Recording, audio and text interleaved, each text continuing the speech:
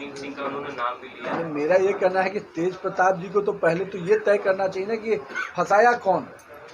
जिस पार्टी को अभी चला रहे हैं लालू जी और तेजस्वी यादव जी, उन्हीं के पार्टी के लोगों ने फंसाया।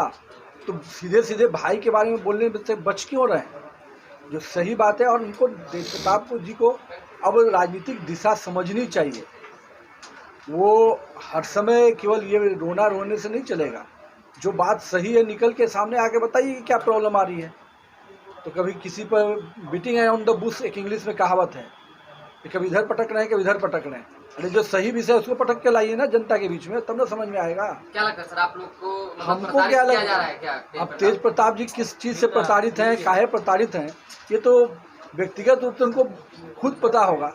लेकिन जनता तो देख रही है कि न तेजस्वी यादव अपने घर को संभाल रहे हैं, न पार्टी को संभाल पा रहे हैं, और चले हैं बिहार के बारे में बड़ी बड़ी बातें करना। कॉमन सिविल कोड को लेकर जदयू कह रही है इसकी कोई जरूरत नहीं, आप लोग कह रहे हैं राज्य और देश हित में है। तो क्या लगता है जदयू और भाजपा दोनों में बन नहीं रहा है क्या किसी भी मुद्दे को लेकर? पूर्व में भी कई बार देखा गया है। देखिए, दो राजनीतिक दल होते हैं तो अपने अपने विचारधारा अपने अपने एजेंडे पे काम करते हैं।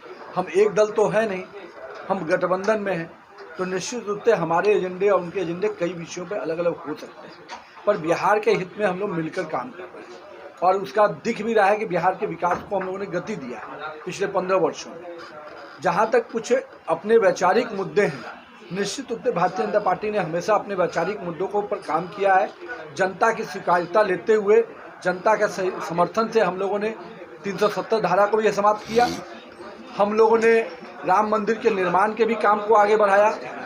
जो लोग बड़ी बड़ी बातें करते थे कि दंगा हो जाएगा, हमारे विपक्षी दल, बिहार देश में भूचाल मच जाएगा, आज राम मंदिर का निर्माण भी चल रहा है। कश्मीर को हम लोगों ने पूरी तरह से भारत में जोड़ भी लिया। तो हम अपने वैचारिक मुद्दों को जनता के समर्थन के साथ समय समय पर धीरे धीरे लागू करते हैं, और आने वाले समय में निश्चित रूप से कॉमन सिविल कोड जो एक सामान्य कानून सभी के लिए लागू हो, ये इसमें किसको गुरेज होना चाहिए।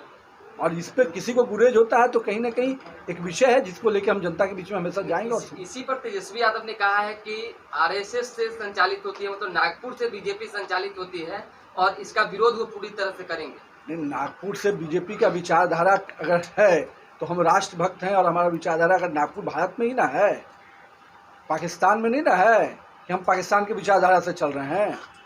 और तेजस्वी यादव तो न्याय अपने भाई को तो दे नहीं पा रहे हैं, तो सामान्य सिविल कोड को क्या समझेंगे। कॉमन सिविल कोड का जो विषय है वो विषय क्या समझेंगे वो, जो अपने घर में उस चीज़ को नहीं समझ पा रहे हैं। तो क्या लगता है कि नीतीश कुमार से आप लोग मिलकर इस मुद्दे पे बात करेंगे? देखिए, समय आएगा, सब चीज़ पर निर्णय होगा। हमारी जो शासित राज्य हैं जहाँ पर हम लोग सरकार में पूरी तरह से हैं, वहाँ पर धीरे धीरे हम लोग इसको लागू कर रहे हैं, और जनमानस के समर्थन से। और हम लोगों ने तो कॉमन सिविल कोड के एजेंडे को उत्तराखंड के चुनाव में रखा, और जनता ने हमको मैंडेट दिया। धन्यवाद।